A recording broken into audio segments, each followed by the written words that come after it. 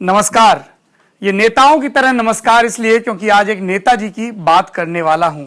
नेताजी जो मूल रूप से मेरे गृह जनपद के रहने वाले हैं और जो आज शाम से खबरों में हैं क्योंकि नेताजी ने अपनी कार में बैठकर एक वीडियो बनाया और उसको अपने फेसबुक पेज पर अपलोड कर दिया। और मीडिया कितनी दरिंदगी से भरी है ये मीडिया। इस मीडिया ने नेताजी जो कि विधायक जी हैं, विधायक भी किस पार्टी के? भारतीय जनता पार्टी के। भारतीय जनता पार्टी कौन सी? यूपी वाली।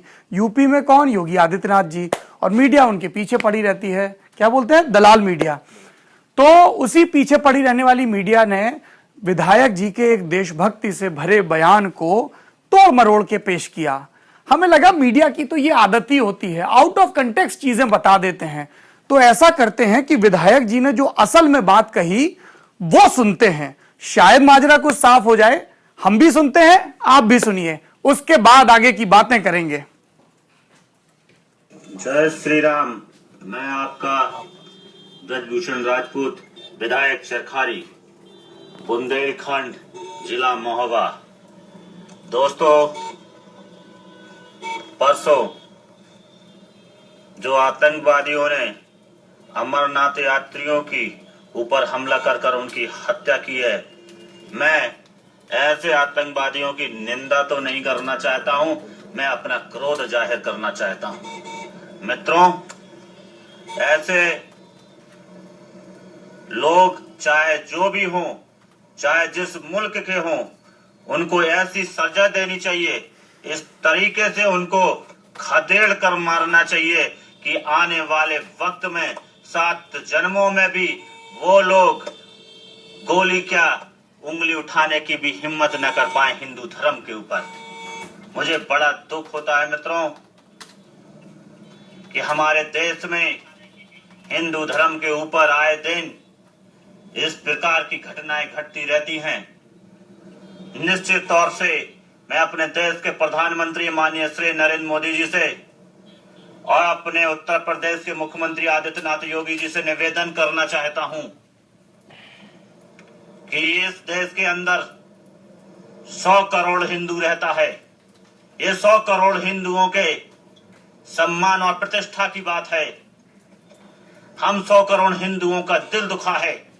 अमरनाथ यात्रियों को मारने वालों को ऐसी सजा देनी चाहिए। अगर किसी मुल्क के इशारे पर ये ऐसा कदम उठाया गया है तो ऐसे मुल्क के अंदर घुसकर उनको खदेड़ कर मारने का काम करना चाहिए। हमें अपनी ताकत का एहसास कराना होगा। हम संख्या में, बल में, ताकत में हर प्रकार से आगे हैं, मगर अगर हम इसी तरीके से खामोश बने रहे तो ये लोग इसी तरीके से हमारे ऊपर गोलियां चलाने का काम करेंगे। मैं चाहता हूं कि ऐसे लोगों को, जो लोग गोली चलाने का काम करते हैं, उनकी उंगलियां भी तोड़ देनी चाहिए। मित्रों, अब हम सब 100 करोड़ हिंदुओं को सोचना होगा। जो लोग हिंदू धर्म पर उंगलियां उठाते हैं, मजाक उड़ाते हैं, गोलियां चलाते हैं या हिंदुओं का अपमान करने की कोशिश करते हैं, ऐसे लोगों के खिलाफ में हम लोगों को एकत्रित होकर इनको सबक सिखाने का काम करना होगा। मित्रों, बहुत हो गया। सहते सहते सहने की भी एक सीमा होती है। मित्रों, मैं आपका विधायक ब्रजभूषण राजपूत ये आपसे कहना चाहता हूं मित्रों कि हम सभी अगर चाह लेंगे, ये मुल्क हमारा है, ये देश हमारा है। ओवैसी जैसे 2 कौड़ी के लोग हम 100 करोड़ हिंदुओं को अपमानित करता रहता है और हमारी सरकार उसे खामोशी से सुन लेती है। न्यायालय ऐसे लोगों के प्रति तत्काल अपने निर्णय नहीं सुनाती है। ऐसे लोगों का हौसला बढ़ जाता है। इनकी क्या औकात है कि हमारे देश में रहते हैं, हमारे देश में खाते हैं और पाकिस्तान जिंदाबाद जिंदाबाद के नारे लगाते हैं। ऐसे गद्दारों को देश से भगा देना चाहिए। मित्रों, दोस्तों, आने वाले वक्त में हम सभी 100 करोड़ हिंदुओं को, देश के गद्दारों को चुन चुनकर बाहर निकालकर देश से बाहर भगाना होगा। दोस्तों, अमरनाथ यात्रियों को जिस प्रकार से मित्रों इन्होंने हत्या की है, ऐसे आतंकवादियों को, ऐसे आतंकी संगठन को नष्ट कर देना चाहिए। दोस्तों, हमारा देश कितना उदारवादी देश है ये पूरा विश्व जानता है। जब देश आजाद हुआ था तो मुसलमानों को पाकिस्तान और हिंदुओं को हिंदुस्तान दिया था। ये हिंदुओं का देश है, अल्पसंख्यकों का देश नहीं है। मुसलमान कहते हैं कि हम इस मुल्क में पैदा हुए, इस मुल्क के हैं, हमें इस मुल्क से कोई नहीं भगा सकता है। हम भगाने की बात अभी तक तो कभी की ही नहीं है। अगर हम 100 करोड़ लोग भगाने की बात करने लगेंगे तो तुम यहां रह भी नहीं पाओगे मित्रों। दोस्तों, अल्पसंख्यक का मतलब क्या है? अल्पसंख्यक वही हो जिनकी संख्या नहीं है। हमारे महात्मा गांधी जी ने अपने विशाल हृदय का, उदारवादी हृदय का, इन लोगों को इस देश में रहने का निर्णय लिया। हमने भी स्वीकारा, हम अपने साथ बैठालते हैं, इनके त्योहारों में भी जाते हैं। मगर क्या हमारे देश की सरकारें इनको हज यात्रा के लिए, मक्का मदीना के लिए सब्सिडी देती है यात्रा करने के लिए? हम हिंदू कभी इनकी हज यात्रा रोकने का काम नहीं करते। जबकि ये लोग जब जाते हैं तो हम हिंदू भी इनका माला पहना के सम्मान करते हैं। मगर इनको भी सोचना होगा, अगर हम हिंदू अपना हृदय बड़ा कर कर इनके लिए सोचते हैं, विशाल हृदय से हम चलते हैं, तो क्या इनका फर्ज नहीं है कि ये भी हमारे आराध्य देव, हमारे हिंदुस्तान में, ये हिंदुओं का देश है, इस हिंदुओं के देश में भगवान राम का मंदिर बनना चाहिए। मित्रों, आने वाले वक्त में हम सभी 100 करोड़ हिंदू एक होकर भगवान श्री राम का मंदिर निश्चित रूप से बनाएंगे। और मेरे दोस्तों, हम 100 करोड़ हिंदू अगर हैं तो हम हिंदुओं के लिए ये अब एक संकल्प है लेना होगा हम लोगों को श्री राम के मंदिर को बनाने के लिए। और अगर भगवान श्री राम के मंदिर बनने में मुस्लिम समाज के लोगों ने रुकावट पैदा की तो यकीन मानिए मुस्लिम समाज के लोगों को भी मक्का मदीना जाने से रोकने का काम आपका विधायक गुड्डू राजपूत करेगा। दोस्तों, इन लोगों के खिलाफ हम लोग अगर आवाज बुलंद नहीं करते हैं, हम लोग हर चीज में इनका साथ देते हैं, मगर ये हिंदुओं के हर त्योहार में, हर काम में बाधा पहुंचाने का काम करते हैं। मैं पूछता हूं, मैं आप लोगों से कहता हूं दोस्तों, हम सब 100 लोग सोचे, 100 करोड़ हिंदू वासी सोचे, क्या अगर हमारे भगवान के राम का मंदिर नहीं बन सकता तो क्यों इन्हें हज यात्रा जाने की अनुमति प्रदान होती है? इन्हें भी हज यात्रा से रोका जाए, इनकी हज यात्रा की सब्सिडी खत्म की जाए। ये 20 करोड़ मुसलमान हैं। अगर 20 करोड़ मुसलमान हैं तो ये अल्पसंख्यक नहीं है, इनके आरक्षण को भी खत्म कराना जाए। इन्हें आरक्षण की सुविधा क्यों मिल रही है? इन्हें आरक्षण क्यों दिया जा रहा? क्यों सरकार इन्हें आरक्षण दे रही है? कांग्रेस जैसी सरकारों ने इनके आरक्षण को समाप्त नहीं किया और इनके आरक्षण में और बढ़ोतरी करते चले आए, इनको और लाभ प्रदान करते चले आए। अरे मित्रों, 20 करोड़ तो पाकिस्तान की भी जनसंख्या नहीं है। 20 करोड़ पाकिस्तान की भी जनसंख्या नहीं है मित्रों। अब ये लोग अपने आप को अल्पसंख्यक कहते हैं। मैं कहता हूं, कहां से ये अल्पसंख्यक हैं? ये अल्पसंख्यक नहीं है, मगर फिर भी इनको अल्पसंख्यक होने का लाभ प्राप्त हो रहा है, आरक्षण का लाभ प्राप्त हो रहा है, नौकरी में लाभ प्राप्त हो रहा है, धन प्राप्त करने में लाभ प्राप्त हो रहा है, कईयों प्रकार से इन लोगों को लाभ प्राप्त हो रहा है। दोस्तों, आप सभी लोगों को अपने भाई गुड्डू राजपूत के साथ मिल आना होगा। अब हिंदू धर्म, अगर हम, विधायक जी ने कितनी ज़रूरी और मार्मिक बातें कही, लेकिन मीडिया की बड़ी बुरी आदत है, हर चीज़ में खोट निकालने लगता है। पर क्या करें, काम ही ऐसा है, जिम्मेदारी ही ऐसी दी गई है। जैसे झाड़ू होती है ना, चाहे गंदी हो लेकिन बुरी हो, उसका काम होता है कूड़ा साफ करना, जाला साफ करना। झाड़ू का काम रंग रोगन करना नहीं होता है। मीडिया का काम भी वैसा है। माननीय विधायक ब्रजभूषण राजपूत उर्फ गुड्डू राजपूत, स्थानीय जनता समर्थकों की जबान में कहें तो गुड्डू भैया ने जो बातें कही उनसे मैं सहमत तो होना चाहता हूं, लेकिन ये मुआ दिमाग जो है ना, ये अलग ही खुरपेच करने लगता है। गुड्डू भैया ने कहा कि देश के मुसलमानों को आरक्षण की सुविधा मिली हुई है। मेरी सीमित जानकारी में, मेरा जीके थोड़ा कमजोर है, तो क्या हुआ जो मैंने जेएनयू या आईएमसी टॉप किया, मुसलमानों को इस देश में आरक्षण नहीं मिला हुआ है। सच्चर कमेटी की एक रिपोर्ट, जस्टिस सच्चर थे, उनके नेतृत्व में यूपीए कांग्रेस की नेतृत्व वाली गठबंधन सरकार ने एक कमेटी बनाई थी। उसने अपनी रिपोर्ट में यह कहा कि देश में मुसलमानों की स्थिति आर्थिक, शैक्षणिक और सामाजिक रूप से दलितों से भी गई गुजरी है। पर कांग्रेस है, जैसा गुड्डू भैया ने कहा कि कांग्रेस तो इन लोगों को ऐसे ही मन बढ़ाती रहती है उनकी। लेकिन फिर मेरे सामने एक तस्वीर आ जाती है। ये वो तस्वीर है, ये गुड्डू भैया के पापा हैं, इनका नाम गंगाचरण राजपूत है। गंगाचरण राजपूत ने अपनी कनपटी पे रिवॉल्वर तान रखी है।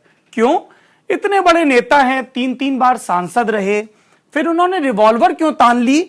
18 मई 2004 को रिवॉल्वर का वीडियो है हमारे पास तानने का। अमित जी कहां है वो वीडियो?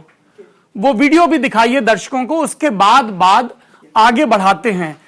गुड्डू भैया कितनी जरूरी बातें कर रहे हैं, गुस्से में हैं, कह रहे हैं कि 100 करोड़ हिंदू अब बर्दाश्त नहीं करेंगे। ओवैसी का जिक्र कर रहे हैं जो कि हैदराबाद से सांसद हैं। बात पर कहते हैं कि अल्पसंख्यकों का उत्पीड़न हो रहा है। गुड्डू भैया ने कहा कि ये लोग हमारे देश में रहते हैं, हमारे देश का खाते हैं, लेकिन पाकिस्तान की गाते हैं। ये कौन है लोग, उनके बारे में भी बात करेंगे। पहले ये वीडियो देख लीजिए, 18 मई 2014 का वीडियो है जी, बड़ा करिए स्क्रीन पे। ये जनादेश आ चुका है, भाजपा के नेतृत्व में एनडीए हार चुका है। एक वहां पर क्वालिस गाड़ी खड़ी है जिसपे एक नेताजी का नाम गंगाचरण राजपूत कांग्रेस के टिकट पर उत्तर प्रदेश की हमीरपुर लोकसभा सीट से चुनाव लड़े थे, लेकिन हार गए सपा के प्रत्याशी से, बसपा के प्रत्याशी अशोक चंदेल से, माफ कीजिएगा। 2004 बसपा के अशोक चंदेल जीते थे कि राजनारायण बुधौलिया, ये आप लोग अभी गूगल पे चेक करके बता देंगे। एक पुराने पत्रकार हैं, वो वहां से लाइव कर रहे हैं। ये डंडा जो फटकार रहे हैं, दरअसल इनके पैर में प्लास्टर बंधा हुआ है और सहारे के लिए जो स्टिक होती है वो दी गई। वो स्टिक से ये लोगों को दूर भगा रहे हैं। रिवॉल्वर अपनी जो इनकी लाइसेंसी रिवॉल्वर है वो कनपट्टी पे लगा रखी है। इनका कहना है कि अगर सोनिया गांधी मेरी नेता देश की प्रधानमंत्री नहीं बनेंगी तो मैं अपने आप को जान से मार लूंगा। मीडिया का जमावड़ा लगा हुआ है कांग्रेस मुख्यालय 24 अकबर रोड के बाहर, और वहां पर यह सारा मंजर घट रहा है। आज से 13 बरस पहले 2004। लगता है देख के कि गंगाचरण राजपूत बड़े पुराने कांग्रेसी हैं, लेकिन गूगल, जीके और इतिहास बताता है कि गंगाचरण राजपूत तो महज 2 साल पहले यानी कि 2002 में कांग्रेस में आए। लगता है कि कांग्रेस की नीतियों पर बहुत भरोसा रहा होगा इसलिए आ गए। लेकिन गंगाचरण राजपूत तो चुनाव हारने के 3 साल बाद ही कांग्रेस छोड़कर सपा में चले गए, क्योंकि यूपी में सपा की सरकार थी।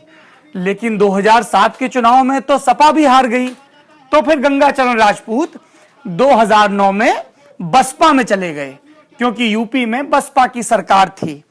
बसपा के रहते हुए बहन जी के आदेश पर लोकसभा चुनाव में वरुण गांधी के खिलाफ लड़ने के लिए पीलीभीत भी पहुंच गए। फिर बसपा ने उन्हें राज्यसभा में भेजा, 4थी मर्तबा सांसद बने। मगर ये क्या, बसपा भी छोड़ दी उन्होंने और 2015 में वापस भाजपा में आ गए। पर भाजपा में कब आए थे, शुरुआत कहां से हुई? शुरुआत हुई जनता दल से, शुरुआत हुई उरई से, उस शहर से जहां का मैं रहने वाला हूं। गंगाचरण राजपूत मेरे जिले के सबसे बड़े नेता थे अपने वक्त के। गंगाचरण राजपूत उसी कॉलेज के अध्यक्ष रहे जिस कॉलेज से मैंने स्नातक किया है, डीवी कॉलेज। साल 1980, मेरी पैदाइश से 3 बरस पहले हम लोग जब बड़े हो रहे थे तो गंगाचरण राजपूत एक लेजेंड की तरह थे। उनकी सियासत के किस्से सुनाए जाते थे कि साहब एक बड़ा जीदार लड़का बमहौरी का रहने वाला डीवीसी का अध्यक्ष रहा और किसी बात पे झगड़ा हो गया तो सीओ को तमाचा मार दिया। वो बात और है कि पुलिस ने बाद में पिटाई की, लेकिन नेता बन गए। लखनऊ यूनिवर्सिटी पहुंचे लॉ की पढ़ाई करने के लिए, लॉ नहीं, और वहां भी नेता बन गए। जनता दल के नेताओं के संपर्क में आए और 1987 में जब कांग्रेस विरोधी आंदोलन तेज हो रहा था तो वो युवा लोक दल के प्रदेश के महासचिव बन गए। 1989 में उन्हें पहली मर्तबा, बहुत नई उम्र थी, 60 की पैदाइश तो 89, 29 साल के, और उन्हें हमीरपुर सीट से टिकट मिल गया। सांसद, 29 साल की उम्र का लड़का, बिल्कुल मॉडेस्ट बैकग्राउंड से आया, सांसद बन गया। 1991 में वो भाजपा के विश्वनाथ शर्मा से चुनाव हार गए, लेकिन सियासी कद बढ़ता रहा। कुछ ही बरस में वो युवा जनता दल के राष्ट्रीय अध्यक्ष बन गए। लेकिन यूपी में कल्याण सिंह का रुतबा चल रहा था, भाजपा का रुतबा चल रहा था। कल्याण सिंह से इनके अच्छे संबंध थे, दोनों लोध बिरादरी से आते हैं। तो 1995 में गंगाचरण राजपूत भाजपा में शामिल हो गए।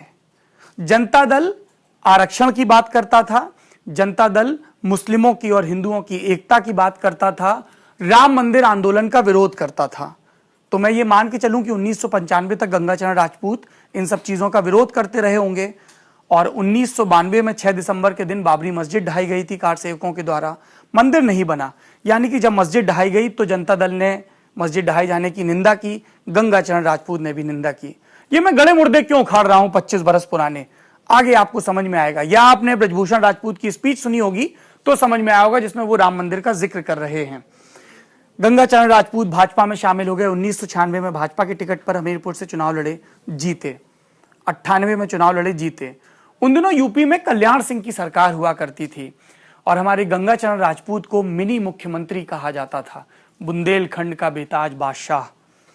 लेकिन 99 के चुनाव की हार के बाद बीजेपी की बहुत खराब परफॉर्मेंस रही थी यूपी में, कल्याण सिंह को हटा दिया गया। कल्याण सिंह ने अपनी अलग पार्टी बना ली, गंगाचरण उनके साथ नहीं गए। फिर गंगाचरण ने अपनी एक अलग पार्टी बना ली जिसका नाम था अखिल ऑल इंडिया किसान नौजवान पार्टी, किनौपा। मुझे ध्यान है उरई में एक रैली हुई थी, पीले रंग के झंडे हुआ करते थे। हम लोग बड़े खुश हो गए कि अब ये पार्टी बड़ी होगी और लोग कहेंगे कि उरई से भी एक पार्टी निकली है जो राष्ट्रीय स्तर पर पहुंचेगी। लेकिन उसके 2 बरस के बाद ही गंगाचरण राजपूत कांग्रेस में चले गए। 2004 में चुनाव लड़े। सुना था कि हमीरपुर में रैली करने के लिए गोविंदा आने वाले हैं, गोविंदा आते तो गंगाचरण भैया चुनाव जीतते, ऐसा समर्थकों ने कहा। लेकिन हमीरपुर के बगल के बांदा के एक खुर्राट कांग्रेसी नेता ने एड़ लगा दी, जनार्दन द्विवेदी नाम है इनका। गंगाचरण भैया के समर्थकों ने कहा कि जनार्दन द्विवेदी नहीं चाहते हैं कि गंगाचरण चुनाव जीते और इसलिए गोविंदा की रैली कैंसिल कर दी। जनता नाराज हो गई और गंगाचरण चुनाव हार गए। चुनाव के बाद का वो वीडियो, कनपट्टी पे पिस्तौल तानने वाला, और उसके बाद की हमने आपको कहानी सुनाई 2015 तक की।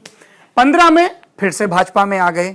फिर चरखारी, इसी हमीरपुर लोकसभा की एक विधानसभा, वहां पर उपचुनाव हुए। क्यों उपचुनाव हुए? क्योंकि गंगाचरण उरई जालौन के जिस गांव बमहौरी के रहने वाले हैं, उसी गांव के एक और राजपूत नेता जिनके और इनके परिवार के बीच बरसों बरस, दशकों तक दुश्मनी रही, मर्डर हुए, मुकदमे हुए, वो वहां से विधायक थे चरखारी से, कप्तान सिंह राजपूत। दूसरे उपचुनाव में कप्तान 2012 में यूपी में विधानसभा के चुनाव हुए। चरखारी की सीट से उमा भारती चुनाव लड़ी, भाजपा के टिकट पर जीती और कप्तान सिंह राजपूत हारे। 2014 में उमा भारती झांसी से लोकसभा की सांसद बन गई। चरखारी में उपचुनाव हुए, कप्तान सिंह राजपूत जीते। लेकिन 1-1.5 बरस में ही कप्तान सिंह राजपूत को हत्या के एक मामले में सजा हो गई। जब सजा हो गई तो वहां पे उपचुनाव हुए। उपचुनाव में कप्तान की पत्नी उर्मिला राजपूत चुनाव लड़ी, 81,000 वोट मिले। उनके सामने थे गंगाचरण राजपूत के छोटे बेटे अखिल राजपूत, 40,000 वोट पाए लेकिन चुनाव हार गए, पर पार्टी में कद बढ़ा। और इन्हीं चीजों को ध्यान में रखते हुए 2017 में गंगाचरण राजपूत के बड़े बेटे अखिल राजपूत को चरखारी से टिकट दिया गया। नरेंद्र मोदी की लहर, अखिल राजपूत चुनाव जीत गए। बरसों बाद सत्ता लौटी राजपूत परिवार में। और गंगाचरण राजपूत अभी भी बहुत सक्रिय हैं, लगातार वहां कार्यक्रम करवाते हैं। मैंने गूगल किया तो कई खबरें मिली कि उत्तर प्रदेश के राज्यपाल राम नायक वजीफा बांटने का एक कार्यक्रम है, उसके लिए आ रहे हैं। गंगाचरण राजपूत को स्थानीय लोगों ने इफ्तार में देखा है, ईदगाह के बाहर देखा है, जब वो सपा, बसपा या कांग्रेस की सियासत करते थे तो मुस्लिमों के समारोहों में शिरकत करते हुए देखा है। जब गंगाचरण और उनके बेटे ब्रजभूषण राजपूत उर्फ गुड्डू भैया बसपा में थे तो इस तरीके के कार्यक्रमों में खूब जाते थे, लेकिन अब तो वो भाजपा में है। इसलिए जाहिर सी बात है कि जिस पार्टी में, जिस दल में है, उसके हिसाब से अपनी बात, अपनी वाणी तय करेंगे। लेकिन ये क्या, भाजपा ने भी उनके बयान से पल्ला झाड़ लिया। इन्होंने ये बयान दिया, उसके बाद एक टीवी चैनल है आज तक, उसके एक संवाददाता कुमार अभिषेक ने ब्रजभूषण राजपूत से बात की, उसमें उन्होंने उन्हीं बातों को दोहराया जिसको वो इस फेसबुक वीडियो में कह रहे हैं। उसी वक्त पार्टी के राष्ट्रीय प्रवक्ता संबित पात्रा, अंजना ओम कश्यप नाम के एक एंकर हैं, उनके साथ एक कार्यक्रम में बैठे थे।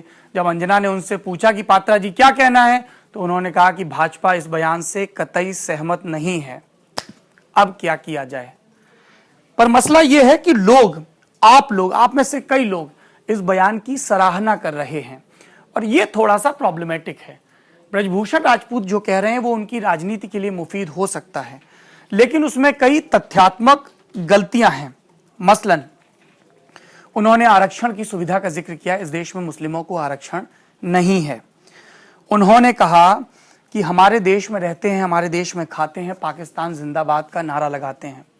इस देश में कुछ दर्जन लोग ऐसे होंगे जो इस तरीके की बेवकूफियां करते होंगे कि पाकिस्तान जिंदाबाद का नारा लगाकर देश की शांति व्यवस्था को खराब करें या किसी दूसरे को भड़काने का काम करें। वैसे ही जैसे कुछ दर्जन लोग किसी मौलवी को घेर कर कहते हैं कि भारत माता की जय बोल, और वो कह रहा है मौलवी कि पाकिस्तान वाले गद्दार, कश्मीर के कुछ लोग गद्दार हैं, लेकिन फिर भी उसको पीटा जा रहा है। देखिए, कुछ मूर्खों की वजह से पूरी कौम को बदनाम मत करिए। ये वो अब चीजें बंद कर दीजिए कि कोई 2002 के दंगों की बात करे तो पूछा जाए 84 में कहां थे। हर कोई गुनहगार है जो किसी भी किस्म की साजिश में शामिल है। गुड्डू राजपूत बोले, मुसलमानों का देश पाकिस्तान, हिंदुओं का देश हिंदुस्तान। विधायक जो विधायिका बनाता है, विधायक जो संविधान की शपथ लेता है, गुड्डू राजपूत ने शायद संविधान नहीं पढ़ा। इस देश का संविधान कहीं नहीं कहता है कि भारत एक हिंदू राष्ट्र है। पाकिस्तान का संविधान कहता है। क्या हालत है पाकिस्तान की आप खुद ही देख लीजिए। स्कूल उड़ा दिए जाते हैं, मस्जिदें उड़ा दी जाती हैं, दरगाहें उड़ा दी जाती हैं, कहीं पर पर्दा है, कहीं पर लड़कियों को बम फेंक के मार दिया जाता है क्योंकि वो पढ़ना चाहती हैं, और शिक्षा का स्तर गिरा हुआ है, सड़कों का स्तर गिरा हुआ है।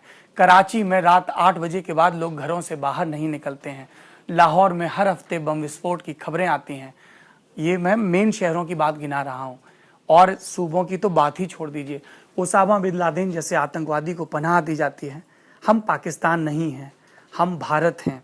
हम भारत हैं जहाँ पर संविधान ने और संविधान बनाने वालों ने ये वायदा किया और ये प्रावधान किए कि आप किसी भी मजहब को, किसी भी भाव को मानने वाले हों, ये देश आपके लिए बराबर मौके मुहैया कराएगा। आप इस देश के संविधान को मानते हैं, इस देश का संविधान आपको मानता है। ये देश हिंदुओं का देश नहीं है, ये देश उन सभी लोगों का देश है जो यहाँ पर रहते हैं, यहाँ का संविधान मानते हैं। फिर चाहे वो हिंदू हों, चाहे मुसलमान हों, चाहे यहूदी हों, चाहे सिख हों, चाहे ईसाई हों, चाहे किसी भी धर्म के मानने वाले हों। गुड्डू राजपूत ने और भी बातें कही हैं। उन्होंने कहा है कि अगर देश के मुसलमानों ने मंदिर बनाने के लिए से रोकने की कोशिश की तो हम उन्हें मक्का मदीना नहीं जाने देंगे। उन्होंने हज यात्रियों को दी जाने वाली सब्सिडी की बात भी कही। मेरा भी मानना है कि हज यात्रियों को सब्सिडी नहीं देनी चाहिए।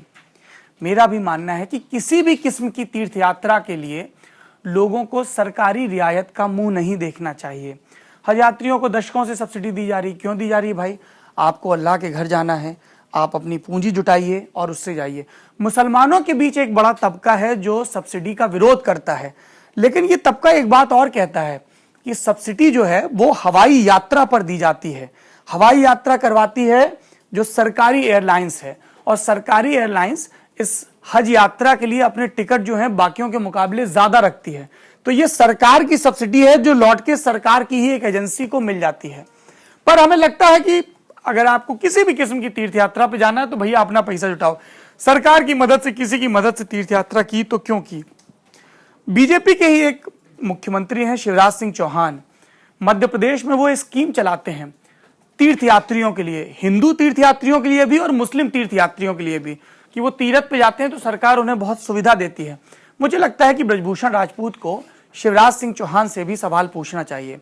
लल्लन टॉप ये मानता है कि धर्म बहुत निजी चीज है और आप अपनी धार्मिक प्रैक्टिस अपने कमरे के भीतर करिए, अपने धर्म को किसी को भी डराने का हथियार न बनाइए। लल्लन टॉप ये मानता है कि अमरनाथ में आतंकवादियों ने जो हरकत की उसका मुंहतोड़ जवाब देना चाहिए, गोली का जवाब गोली से देना चाहिए, आतंकवादियों को घेर के मारना चाहिए, इसका और कोई जवाब नहीं हो सकता। लेकिन लल्लन टॉप ये भी जानना चाहता है कि सुरक्षा में चूक क्यों हुई।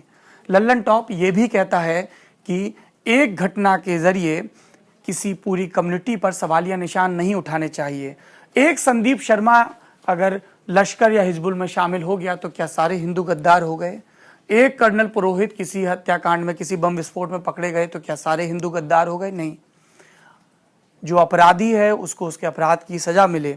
अगर उसको अपराध के लिए मोटिवेट करने का काम किसी धार्मिक कट्टरपंथी ने किया है उसको भी सजा मिले। इसीलिए जाकिर नाइक के खिलाफ गृह मंत्रालय कार्रवाई कर रहा है और हम इस तरह की कार्रवाई का समर्थन भी कर रहे हैं। लेकिन इस तरीके के बयान देना, और अच्छी चीज यह है कि केंद्र में और लखनऊ में दोनों में भाजपा की सरकार है, तो विधायक जी ये नहीं कह पा रहे हैं कि क्या नपुंसकों की सरकार है, चूड़ी पहन लो, इस तरीके के जुमले कहे जाते हैं बार बार, वो नहीं कह पा रहे, लेकिन बहुत गुस्से में हैं। ब्रजभूषण जी, आपका गुस्सा जायज होता अगर ये देश में फैले भुखमरी, अशिक्षा के खिलाफ होता, विकास के पक्ष में होता। आपका गुस्सा वहां तक तो मुझे जायज लगता है कि इस देश के कुछ नागरिक तीर्थयात्री एक जगह पर तीर्थ यात्रा के लिए जाते हैं, बेगुनाह हैं, निर्दोष हैं, निहत्थे हैं, और उनको गोलियों से भून के मार दिया जाता है। हम सब आतंकवाद से पीड़ित हैं, हम सबको इससे मिलकर लड़ने की ज़रूरत है, पॉलिसी के लेवल पर, ज़मीन पर, हर स्तर पर। लेकिन इस तरह के वीडियो सिर्फ दो संप्रदायों के बीच वैमनस्य फैलाएंगे। रामलला का मंदिर बने, ये इस देश के एक बड़े वर्ग की आकांक्षा हो सकती है, लेकिन आप ही की पार्टी के बड़े बड़े नेता कहते हैं कि मामला कोर्ट में है, कोर्ट ये तय करेगा। कोर्ट, संविधान, इन्हीं के तहत आप बात कर पा रहे हैं, इन्हीं के तहत मैं बात कर रहा हूं। इनकी सर्वोच्चता बनी रहे, इसकी हर कोशिश होनी चाहिए। वाद विवाद संवाद होना चाहिए, लेकिन नफरत की बिना पर नहीं। शुक्रिया। मेरा नाम है सौरभ द्विवेदी, ये है thelallanTop.com, जिसको ये खुशफहमी है कि चीज़ें बदलेंगी, हालात बेहतर होंगे, देश का विकास होगा और देश के लोगों के बीच, चाहे वो किसी भी जाति या संप्रदाय के हों, आपसी नफरत कम होगी। अगर आपको लल्लन टॉप की कवरेज, लल्लन टॉप की अप्रोच, लल्लन टॉप के वीडियो, लल्लन टॉप के पॉलिटिकल किस्से पसंद आते हैं और आप इस तरह की खबरें निर्बाध चाहते हैं, तो हमारे फेसबुक पेज को लाइक करिए और हमारे यूट्यूब चैनल को सब्सक्राइब करिए। शुक्रिया।